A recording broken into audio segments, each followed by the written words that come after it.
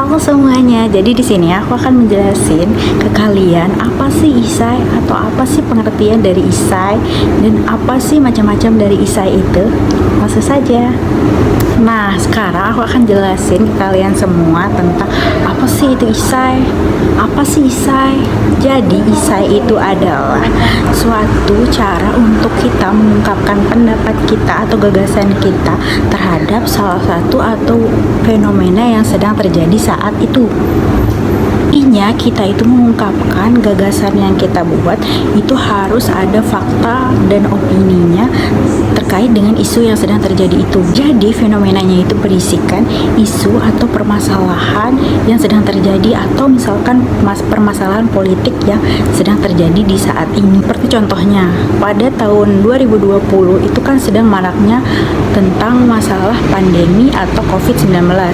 Nah, biasanya banyak lomba yang mengangkat tema mengenai tentang COVID-19 itu. Jadi misalnya temanya itu bagaimana sih cara meningkatkan imunitas tubuh untuk di kalangan lansia, atau apa sih ciri-ciri COVID-19, apa sih yang berbau tentang COVID-19 atau yang lagi hangat-hangatnya dibicarakan. Nah, banyak juga nih dari teman-teman yang nggak tahu nih apa sih yang harus kita siapkan untuk menulis isai, apa aja sih. Jadi isai itu tidak ada yang menentukan jumlah halamannya, atau misalnya isai harus 5 halaman ya biar bagus, atau isai harus 10 halaman ya biar di kalian ngiranya oh pasti isainya rinci atau bagaimana. Itu tidak ada. Jadi isai itu tidak ada minimal atau maksimal halamannya yang kita tetapin atau yang mengacu bahwa isai itu bagus apa enggak. Biasanya pihak panitianya akan membuat peraturan sendiri untuk misalnya halaman isai yang kalian buat adalah 5-10 halaman. Nah, itu kalian harus mengikuti dari sistematika kepenulisan dari pihak panitianya. Bukan dari banyak atau sedikitnya halaman isai itu bisa menyatakan halaman isainya bagus apa enggak. Itu enggak.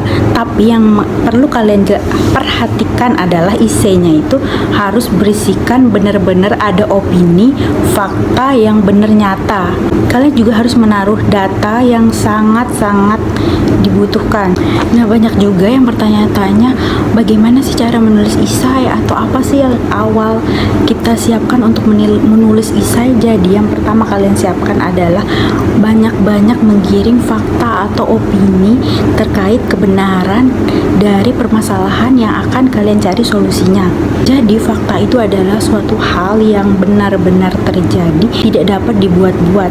Jadi intinya fakta itu adalah suatu hal yang benar-benar terjadi atau real. Nah, biasanya fakta-fakta ini terletak di pendahuluan. Misalnya nih, kalian ingin membuat esai mengenai diabetes mellitus. Nah, di pendahuluan itu kalian mencantumkan fakta-fakta tentang diabetes mellitus itu. Misalnya seperti deskripsinya tentang diabetes mellitus itu apa, tapi yang harus berdasarkan penelitian yang sudah ada atau berdasarkan jurnal-jurnal atau artikel yang ada.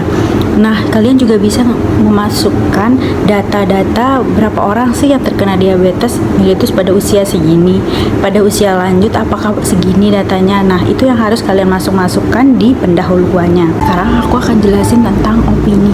Jadi opini itu adalah suatu pendapat kita atau pikiran kita terhadap suatu hal atau fenomena yang sedang terjadi. Intinya dari opini adalah pendapat kita. Nah, biasanya orang menaruh opininya itu di bagian pembahasan atau isi. Misalnya contohnya kan tadi di dalam pendahuluan kalian menaruh deskripsi tentang diabetes mellitus. Apa sih diabetes itu, data-datanya. Nah, di bagian isi atau pembahasan itu kalian menaruh opini-opini kalian tentang bagaimana sih cara pencegahan diabetes mellitus. Nah, kalian juga beropini itu harus didukung oleh fakta-fakta yang benar-benar terjadi. Kalian menaruh opininya di hasil pembahasannya itu secara masuk akal atau yang bisa dimengerti oleh orang-orang yang membacanya. Jangan kalian membuat opini yang malah tidak mendukung fakta tersebut. Nah, kan tadi aku udah jelasin apa sih itu isai. Nah, sekarang aku jelasin isai itu ada 2 macam, yaitu isai ilmiah dan esai populer.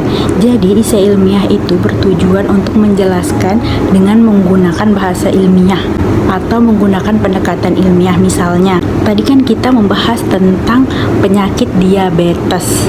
Nah, secara ilmiahnya biasanya menggunakan bahasa baku atau bahasa yang ilmiah seperti penyakit diabetes. Misalnya, tadi kan membahas tentang penyakit kencing manis. Nah, secara ilmiah atau secara bahasa bakunya kita menyebutnya dengan diabetes mellitus. Jadi di esai ilmiah ini kita biasanya menggunakan bahasa yang lebih baku, formal, dan kaidah pembahasannya itu harus benar-benar ilmiah. Nah, berbeda dengan esai populer. Jadi esai populer itu biasanya menggunakan bahasa yang tidak terlalu sulit dimengerti oleh masyarakat luas atau menggunakan bahasa yang lebih santai dibandingkan dengan esai ilmiah tersebut. Tidak terpaku pada kaidah ilmiah atau bahasa-bahasa yang sangat baku atau formal.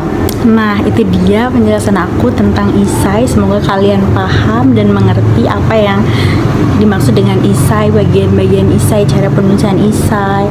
Sekian, bye-bye.